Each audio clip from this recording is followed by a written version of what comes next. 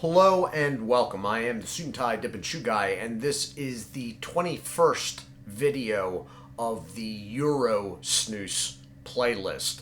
This is the playlist for European snus. And for this, we will be taking a look at Los GROV. So this review is completely thanks to, for funding, shipping, the whole bit, David Howard, which is a subscriber to the channel and also a member of the council, the membership. So he was kind enough to mail this to me from his home state of Texas to try out. This is what he uses. So I was like, okay, if you really want to do that, all right. So this is the review of Los GROV. We're going to take it over to the desk. We're going to take a look at the packaging and the product inside. Then we will bring it back up top to see what I think. This playlist and another review from it will pop up in the last 20 seconds of this video. Back in a moment.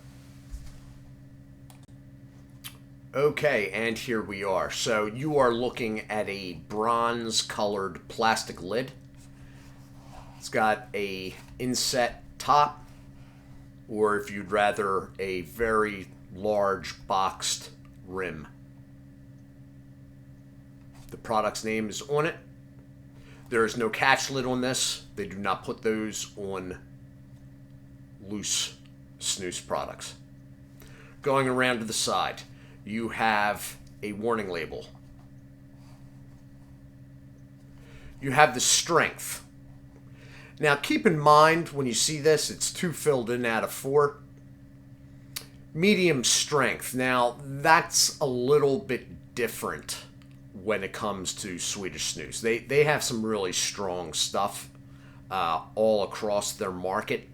So, this product, I believe, is about 7.5 usable milligrams of nicotine per gram.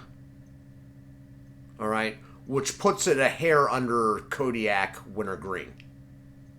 So yeah, it's medium strength by their standard, but it's probably going to be fairly strong. You have small branding a couple times, 3 times. Thank God we're done with that. And then you have ingredients, which is going to be hard to get. I'm going to have to adjust camera here and see if we can get that. And it's in Swedish, so if you don't speak Swedish, then you're out of luck. They do have the website, which is www.swedishmatch something after that. I can't quite say, to tell you the truth, even under magnification. So I'm going to do this. I learned this from watching pigeons. I'm kidding. Barcode. And obviously, as I just said, it's a Swedish Match product. So on the back, you have yet another Swedish warning label. You have a TILV, which I'm guessing is the production date, and a best before or bast for. So the production would be the 8th of April 2024, and it's best before the 15th of July 2024. Now, this review will be coming in early July to general subscribers. That said, it is actually the 8th of June right now when I'm filming this. 42 grams.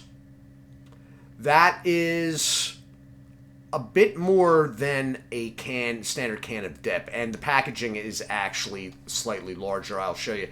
So in a standard can of dip is 1.2 ounces, which is 34 grams, 0.02. All right.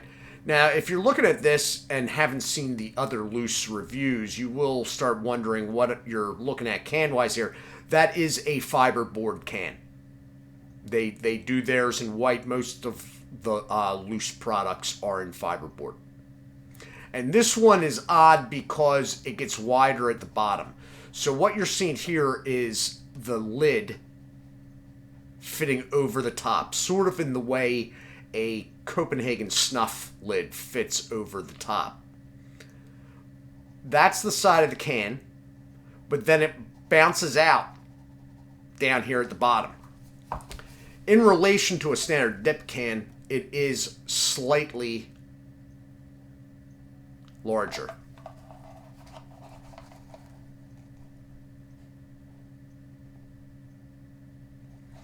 It would appear that it's got perforated banding, which may be good because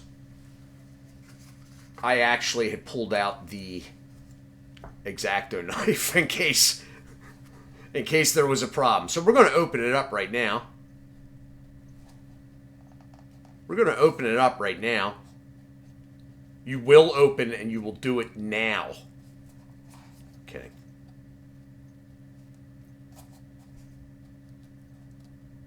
I go on an anti-Swedish tirade. Just because I can. This is why I don't like can. This isn't so bad because it's a plastic lid, but this is why I don't like Copenhagen. I feel like my thumbnail is going to slide under there and I'm going to get like a fine cut off the lid. Okay, let's see if that does it. I hope that does it. And it does it. Bang. And that is what you're looking at. And yeah. So what do they call that? God's pinch?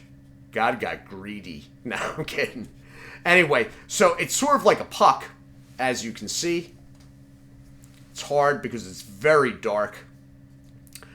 This was fridge kept on David Howard's end, and it was fridge kept when it got here. Moisture level is high. That, now that I give it thought, could be adding to the weight. It is very, very clumpy. Now for this, I will be using it in the lower lip. And part of the reason is that's what I'm used to, number one. But number two, I have the cheapo Priest here, okay? It's got a much larger than needed chamber. And to tell you the truth, I have tried it before. It's absolutely ridiculous using it in the upper lip. So that's what you're looking at. We're going to take it back up top, and I will see what I think. And we are back. Let me put that X-Acto knife out of the way of the mouse, just in case I get the two confused. That would suck. Anyway, so I'm thinking this is going to be very positive on my part. I also trust Mr. Howard's judgment. So the product was hard to see. Okay, that's all the light magnification I can do on this thing. The product is very dark, and that's why you're having a hard time seeing it. This right here actually gives you sort of a better interpretation. Smelling off the can. It's got the Swedish snus version of... It's the Swedish snus version of natural, okay? It's not going to have the real salty aspect of American natties, but that's what it smells like. And there's something else going on, but I'm not sure. Not in smell anyway. So this thing just sort of, I don't know if you can even see it. What you actually need for the upper lip is an X tool. They're a little pricey. Well worth it if you use a product like this every day. Obviously, I do not, which is why I have this thing that I have altered to work better with a broken number 2 pencil.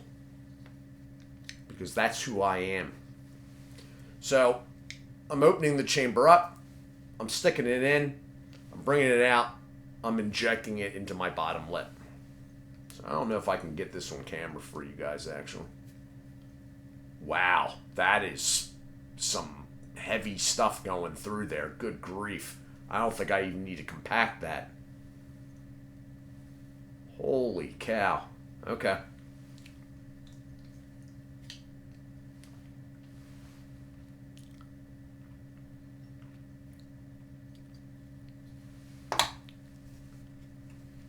So I think I'm going to pause this because it's going to take a minute, although nothing close to what you have to wait for pouches. Initial flavor is good.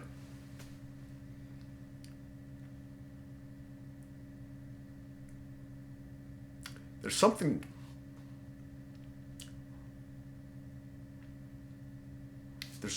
herb-wise going on, I think.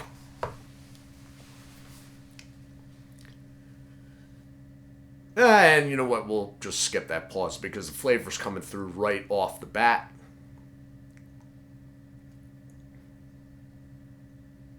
Somebody was recently asking me what my favorite Swedish snus is, and to tell you the truth, it's one of the loose products that I have reviewed. I will link. I'll have that pop up as the other video at the end of this.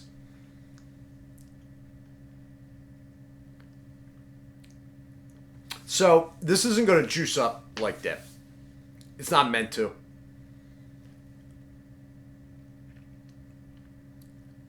You don't have to expel into a spittoon. And the reason for this is because snus is pasteurized, which is why I made mention of it being in a fridge down in Texas and being in a fridge when it got here. It's the reason why it is clumped like that. Now, I took this out a number of hours ago from the fridge just so it wouldn't be like, boom, a puck. But it still is, so I guess I should have done it yesterday, maybe. The flavor's good. It's the Swedish version of natural, which is sort of a tobacco taste. This one is sort of dark. And there's something herbal going on. And when I say herbal, I'm not talking about, I'm talking like,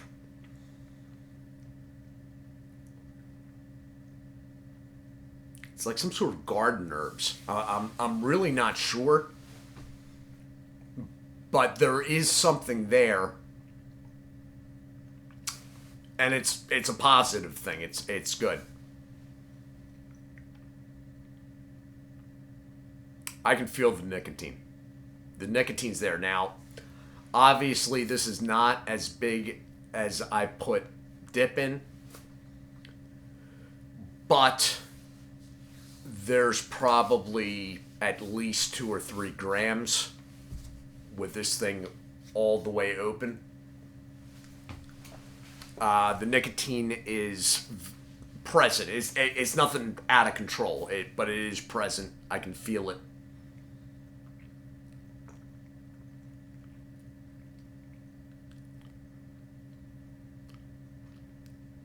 The flavor's good if you like tobacco. I don't, I mean, if you're somebody that, you love Camel snus, you're probably not going to like this.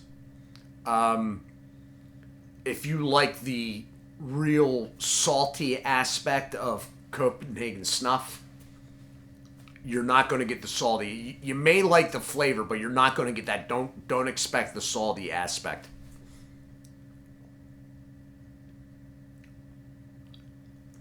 If you dip something that's like over the top winter green, you're not going to have that aspect of like flavor burst. That said, as far as snus goes, the flavor is faster in coming, and I think more of it in a non-pouched product like this. And there's not many. There's not, like dozens of loose products. Not anymore anyway. This is pleasant, though. And for me, knowing what these products are like and what to sort of expect in general, it ticks all the boxes. It's as I expected. As I said, David Howard seems like a very sound-minded person, and I figured if he likes the stuff, it had to be noteworthy in my opinion, and it is. So this has been my review of GROV Loss Snus. Thanks again to Mr. David Howard for getting this to me. And if you put an order, Snus Central, etc., so forth, together, you may definitely want to keep this one in mind. Anyway, I am the Suit&Tie Dip&ChewGuy. I do hope you all are well. As always, do take care of yourselves, and God bless.